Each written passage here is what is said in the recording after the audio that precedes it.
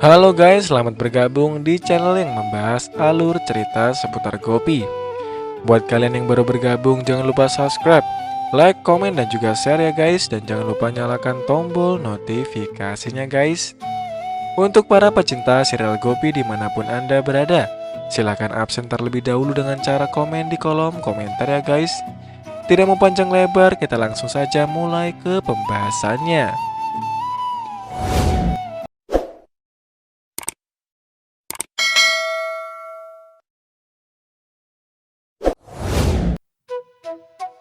Ahem menegur Gopi karena dia dan Kokila selalu memaksakan keputusannya pada Ahem dan menghancurkan kehidupan kedua putrinya. Gopi juga bertanggung jawab atas kondisi Kokila, ucap Ahem. Gopi pun hancur mendengar kata-kata Ahem tersebut. Gopi bilang dia tidak melakukan kesalahan karena telah mengalahkan Daram dan lain-lain. Dokter datang dan menginformasikan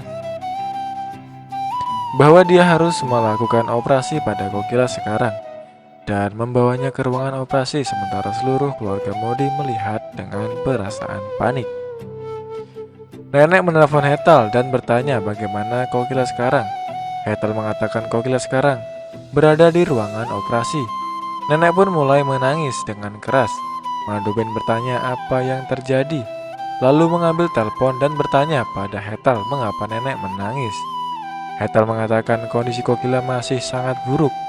Maduben bertanya apakah dia harus membawa makanan untuk mereka karena mereka tidak makan apa-apa sejak di rumah sakit.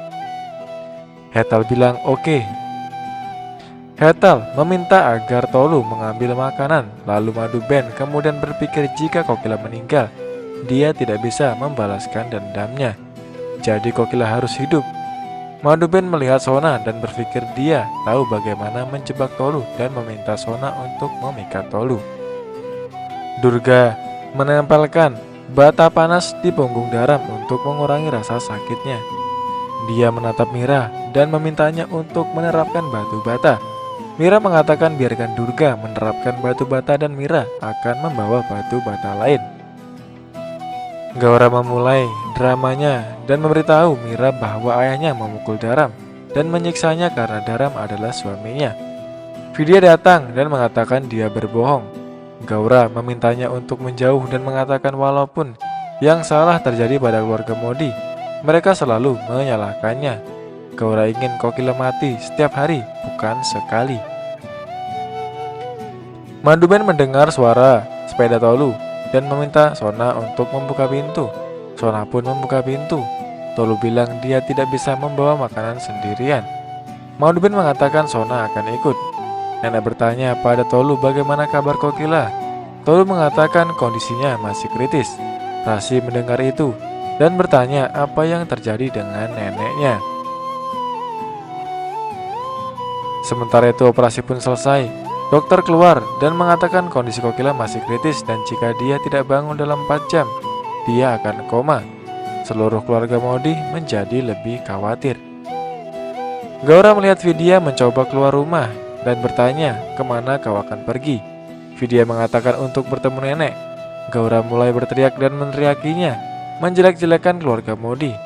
Gaura melempar cangkir teh ke lantai dan mengatakan ini adalah Reka, Laksmannya, dan Vidya tidak boleh melewatinya. Safran mengatakan dia akan membawa Vidya menemui neneknya. Lalu Gaura mengatakan bahwa Vidya seharusnya tidak kembali ke rumahnya. Safran mengatakan pada Gaura bahwa Vidya akan pergi. Gaura mengatakan bahkan Vidya tidak akan kembali ke rumah ini jika Vidya berani pergi. Safran mengatakan tidak apa-apa dan membawa Vidya ke kamar. Vidya menelpon Gopi dan mengatakan dia ingin datang dan melihat Kokila, tapi Gaura tidak mengizinkannya.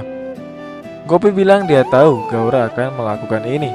Vidya mengatakan Mira menentang Gaura pada awalnya, tapi kemudian Gaura seperti biasa meyakinkannya bahwa dia tidak bersalah.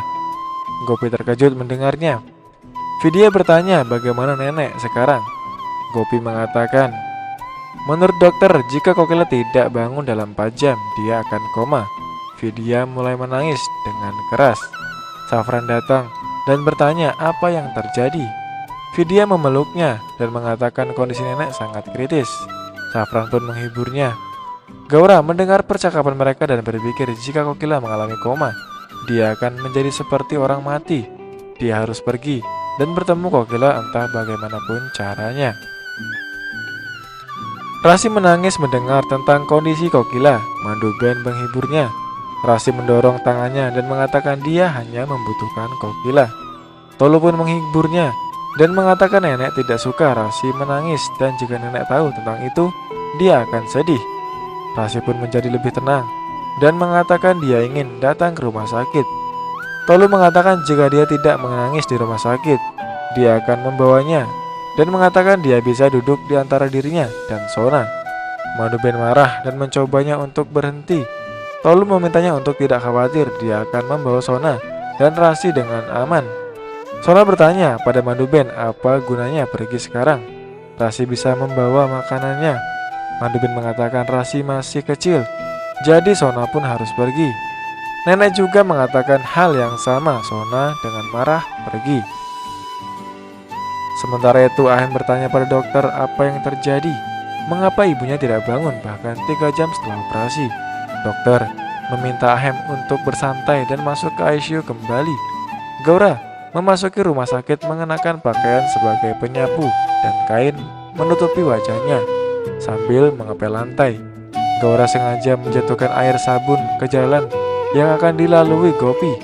Gopi pun tergelincir tapi Molu menahannya dan menegur Gaura. Gopi mengatakan tidak apa-apa dan meminta Gaura untuk berhati-hati.